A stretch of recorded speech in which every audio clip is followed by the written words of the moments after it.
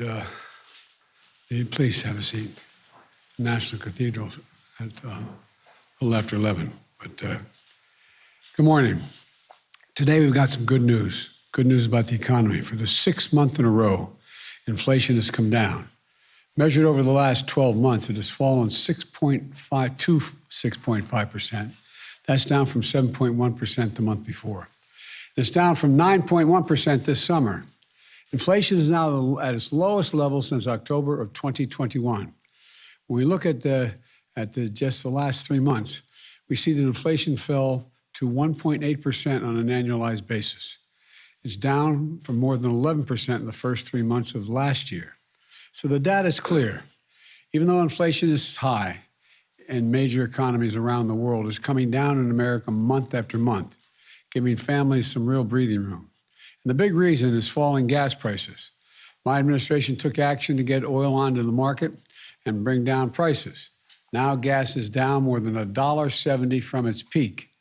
And that adds up to a typical family with 2 vehicles to a savings of $180 a month, every single month, that stays in their pockets instead of being spent at the pump. Food inflation is slowing as well. Last month, we saw the smallest increase in food prices in almost 2 years. And much of that increase was due to the avian flu outbreak, which has driven up the egg prices around in the United States. It's not just gas and food prices, though. When we look at what economists call core inflation, which takes out energy and food, we see welcome news as well. Core inflation is down to the lowest level in a year. Over the past 3 months, core inflation has come down to 3% on an annualized basis. That's down from more than 6% at the beginning of 2022. The cost of goods is actually falling as prices from everything from computers to used cars are coming down as well. And inflation in the core services is moderating as well.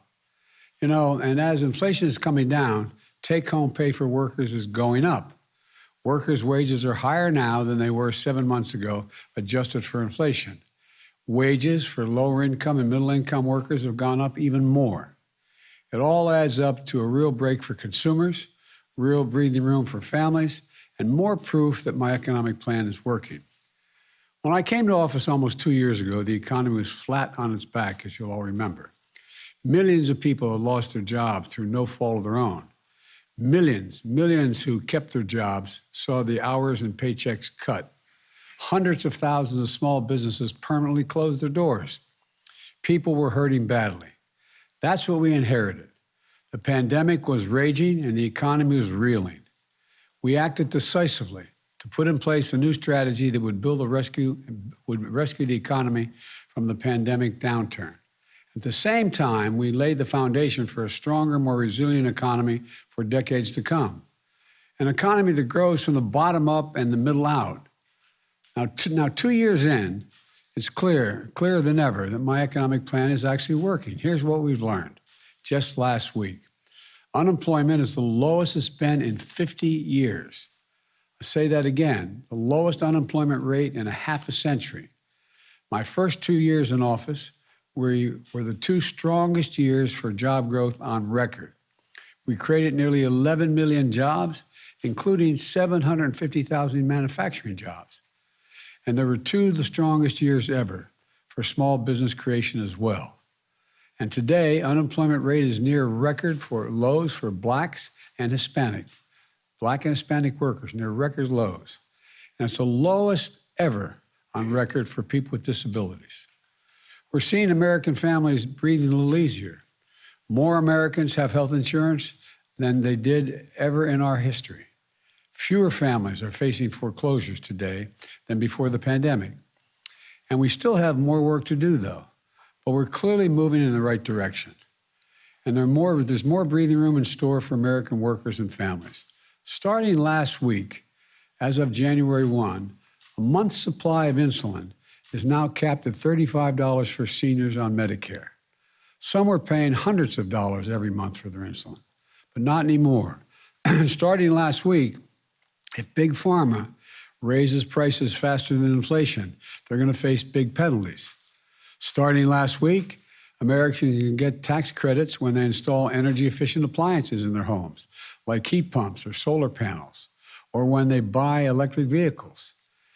These were all pieces of what that big law that we passed last year. Now they're kicking in, and Americans are starting to feel the benefits in their everyday lives. But that's not all.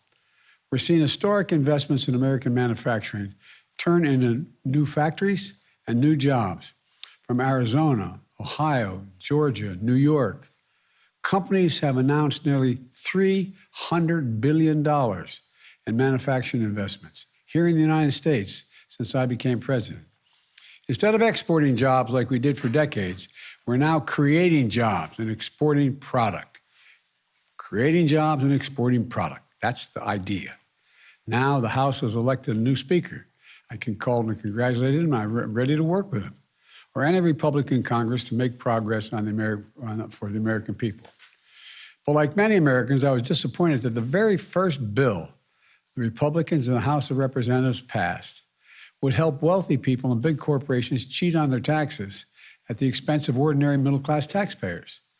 And it would add $114 billion to the deficit. Their very first bill. House Republicans campaigned on inflation. They didn't say if elected their plan was to make inflation worse. Plus, House Republicans have introduced another bill, blocking action that would help lower gas prices and help consumers. And on top of that, House Republicans are preparing to vote on a national sales tax bill. National sales tax, that's a great idea. It would raise taxes on the middle class by taxing thousands of everyday items from groceries to gas, while cutting taxes for the wealthiest Americans. And if I'm not mistaken, what they've introduced, it also would totally eliminate the IRS.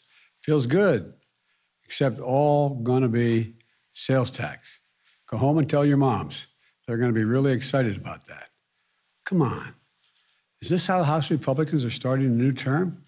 Cutting taxes for billionaires? Raising taxes for working families? Making inflation worse? Well, let me be very clear. If any of these bills make it to my desk, I will veto them. I will flat veto them. I'm ready to work with Republicans, not this kind of stuff. If they try to cut Social Security or Medicare, which Americans have been paying into every paycheck since they've ever got their first paycheck, I'll use my veto pen to stop that as well. But if Republicans want to work together on real solutions, so lower inflation, create more jobs, build an economy that works for everyone, I'm ready. Let me close with this. Today's inflation numbers are good news about our economy. We have more work to do, but we're on the right track. We're seeing bright spots across the country where great things are happening. Roads and bridges are being built. Factories are coming online. People back to work again. Families breathing a little bit easier. That's why I can honestly say, you've heard me say this before, and I mean it from the bottom of my heart, I've never been more optimistic about America than I am today.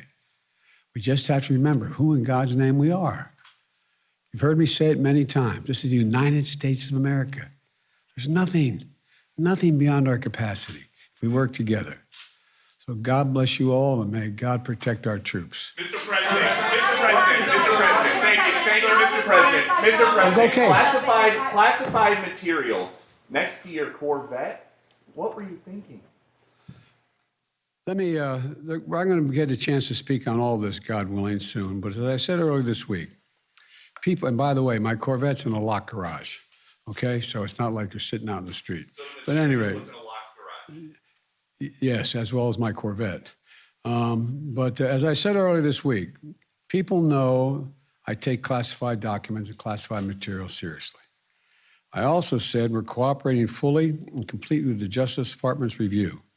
As part of that process, my lawyers reviewed other places where documents from my time as vice president were stored, and they finished the review last night. They discovered a small number of documents of classified markings in storage areas and file cabinets in my home and my personal library.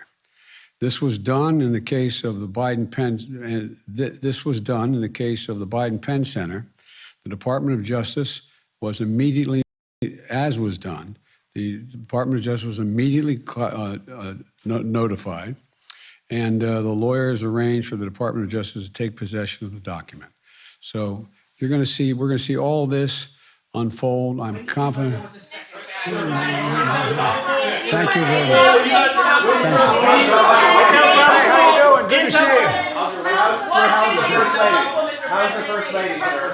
How's the first lady? She's doing really well. She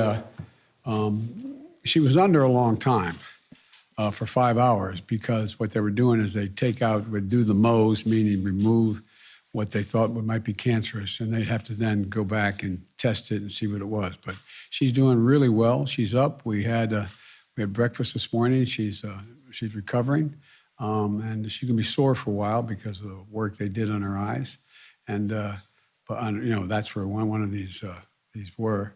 But she is a 0 to 1% chance of ever return of any cancer, and so thank God she's doing really well. Thank you for asking.